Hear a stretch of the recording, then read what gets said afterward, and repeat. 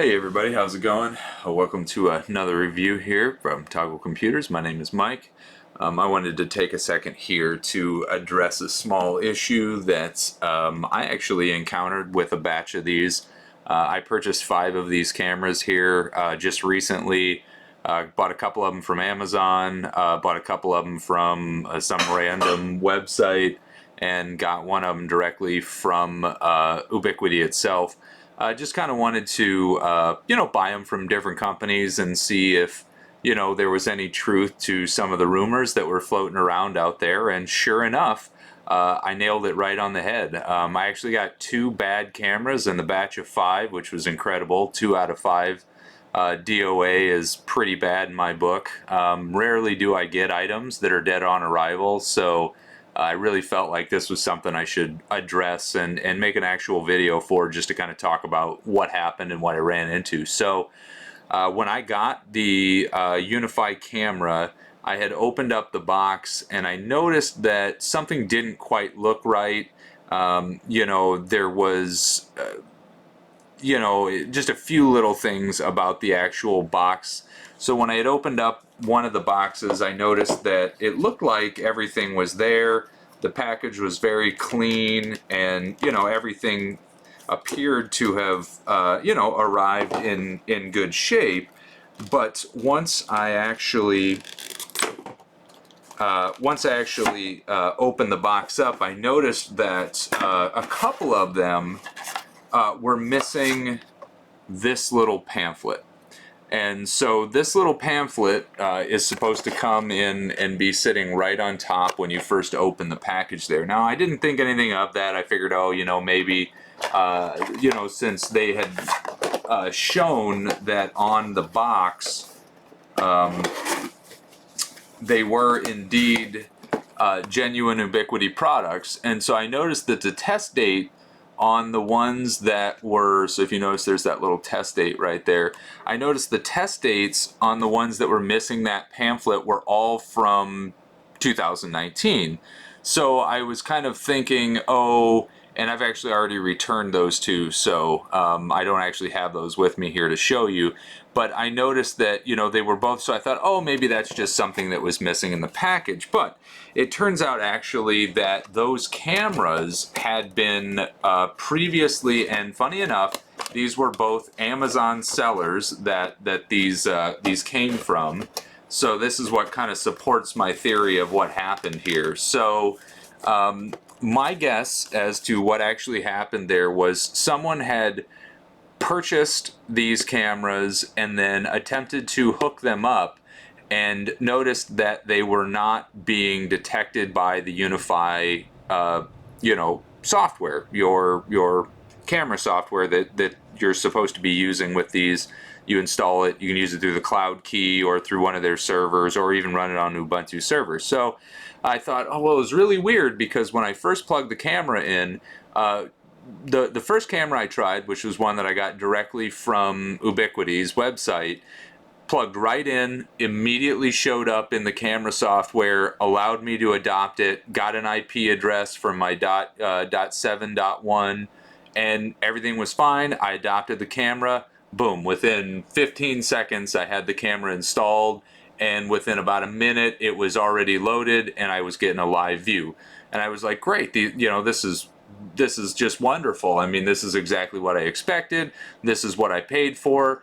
These cameras are a little bit more expensive than some of the knockoff Chinese brands you get out there, but I'm not going to go into that. So again, I was really happy. So then I got to the second camera, and this was the first of 2 that I purchased from Amazon, through an Amazon seller.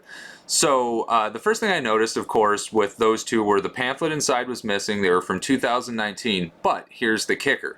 Both of those cameras, immediately after I plugged them in, I noticed that they both powered up correctly, they both turned on correctly, and they were both registering as PoE devices on the switch, meaning that the switch was detecting that it was it's the 802.3AF, I believe, or yeah, I think it's the AF is what but anyway, so it auto sensed like it was supposed to, turn the camera on, but I noticed there was no activity light on the switch. So then I went back and I checked my router, and I looked in the DHCP tables in the router, and I noticed that the camera had not requested an IP address from the DHCP. So I went a little deeper into it. I started nmapping and checking to see if there was any, open port, or seeing if the camera was actually on the network. And I quickly realized that the cameras, both of them, after I spent a few hours working there, both of those from Amazon were DOA. Now, how did I determine that, or where did I get that from? Well, it's pretty straightforward. You plug the camera in, it doesn't detect in the software. I nmapped it. I couldn't find any DHCP table requests, so then I started Wiresharking. There was no network activity response from the camera itself, and it was bricked. So this seems to be kind of an ongoing trend or issue with these Unify Protect cameras. I think it's a quality control issue. It seems to be that some of these cameras are still out there on the market that maybe are running older firmware, or are from the older design, and these are all the G3 Bullet cams. These aren't the AF, but these are the G3 Bullet. And so, as far as them functioning, they should be straightforward, plug and play, good to go. So again, out of those 5 cameras, 3 of them plugged in. They worked great right out of the box, fired up, detected, adopted, and they're live. And I can see them on my live view from my app on my Android phone, and from the controller software running on my CloudKey Gen 2 Plus.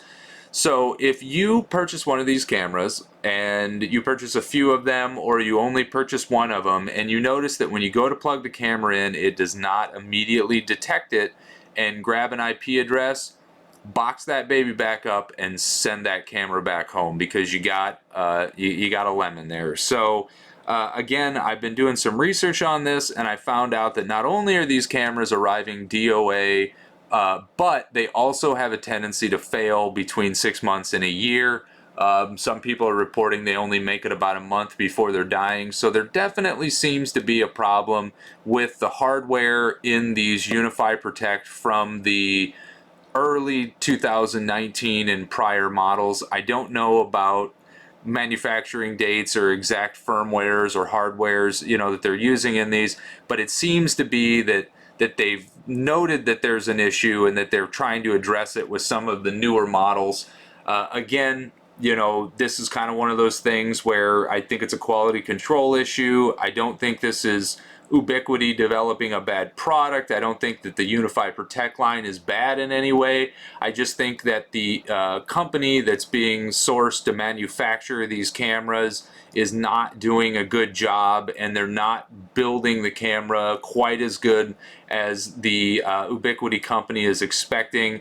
Their quality control is definitely lacking. So again, just kind of a heads up, if you fire this camera up and it is dead, or it's not detecting an IP address, or you're not able to get it to pull in the Unify line, you're not doing anything wrong. You're not misconfigured. Your system isn't wrong. There's nothing wrong with your PoE switch or your server software or any of that. You don't have a bad cable. None of that is likely the problem. Of course, you always want to make sure you check off all those things before, but there's a really, really good chance that it's just a bad camera. So that being said, I just wanted to do a heads up video here and let people know. I had done an unboxing video on one of these previously, and I noticed that the one that I had done the unboxing video on actually was one of the dead cameras. So I thought it would be a good idea to make this video and address it,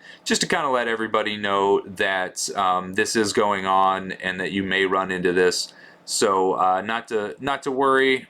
You should be able to return it. If not, Ubiquiti is very good about getting these RMA'd. So if you by chance have a failure outside of your return window, 30, 60, 90 days, 6 months later, you can contact Ubiquiti directly, explain the issue, and they will warranty RMA and send you a replacement camera with the newer firmware and the newer hardware, hopefully, you should be good to go for a little bit longer. So I'm still standing by these, and I'm still going to recommend these cameras because of ease of use, ease of installation. They're easy to set up. They come with microphone.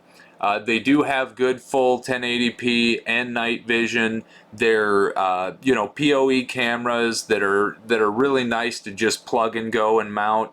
So I'm still going to stand behind the Unfi Protect line, but I am going to offer a word of warning. If you need to install these, it might be a good idea to buy a few extra cameras and test them before you show up on site, because the most embarrassing thing I could possibly think is I purchase a lot of these to go install for a customer. We get them installed, set up, and it turns out that one or all of them are faulty, and then not only do you have to make another site visit, but it makes you look like you don't know what you're doing, and it makes you really seem inexperienced, simply due to a product failure. So a word of warning, a heads up.